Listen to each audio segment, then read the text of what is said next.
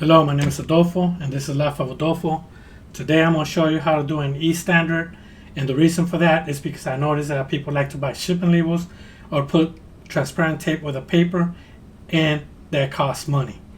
We're trying to shave cents when we ship, in addition, thickness, and we're trying to also the ounces of the envelope so it could be under the standards of the post office. So the first thing I do, as you can see, it's just a plain envelope and it's printed on the envelope. The way that I do it is on Photoshop. You could do it many other ways, but I'm just giving you the idea on how to do it and the way that I do it. The first thing that I do is after it's sold, I go to awaiting shipping. I click on the purchase shipping label and it's going to take me to the next page. But when you sell it on eBay, you have to put eBay standard because some customers are going to probably complain. It has to be also under $20. Once you do that, you're going to go to the next phase. You're going to put 1 ounce or how much it weighs. eBay standard envelope is going to go to 53 if it's 1 ounce. If it's more, it's going to cost more. And then you're going to click OK. But make sure you put the precise ounces on your envelope. On the following step, once you click OK, it's going to take you to the print area. For me, I always press cancel because I don't want it to be printed on a paper. At that point, I go to download label. When I download the label, it's going to take it to the desktop, and from the desktop, I'm going to drag it to my Photoshop. On the Photoshop, as you can see, I already have a template on it. I just drag it and I put it on top of that one. One key thing about this is if you could do it directly on your printer, that's okay.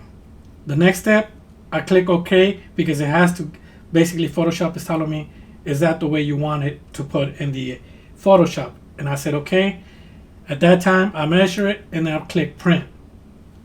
Once I print it, it comes out on the envelope because it's already measured to the envelope size that I have. This is where I have my cards. Some people always ask me, how are your cards? Because they want to know if you treat your cards right. Everything is in ABC order.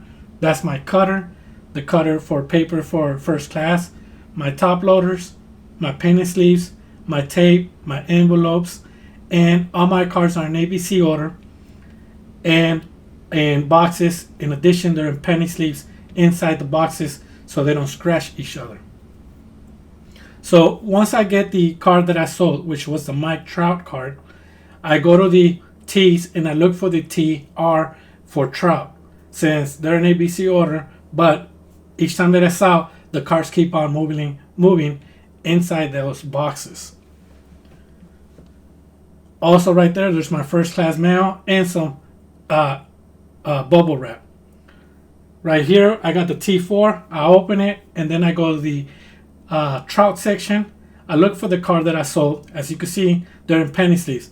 Not all my white boxes have these little yellow stickers, but this one did have it. Now I'm scrolling through all my Trout cards until I find the card that I'm looking, and once I find it, I go to my next procedure to start packaging it for shipping. As you can see, that's my Mike Trout card.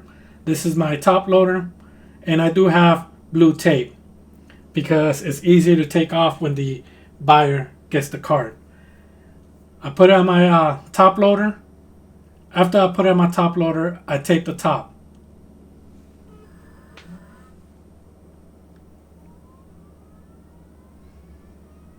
That prevents the card from coming out.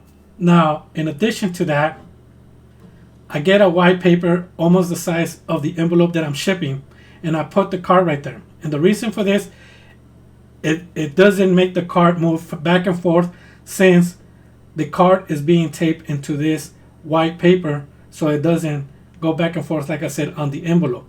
In addition, the paper actually, when it goes through the process of the USPS, since I used to work on the USPS, it's easier to roll through the scanning point of the envelopes. So at this point, now that you can see I taped it, I start wrapping it over, and then after this I put it inside the envelope. I usually use the ones that you have to put saliva or lick on the envelope instead of the other one, since I feel they're more secure, but it's up to you. Once inside there, it's not gonna rattle a lot since the paper helps it not move a lot. And this is just an illustration the way it's printed on in the envelope and the way the envelope is going to be shipped. It looks more organized, more professional. Thank you.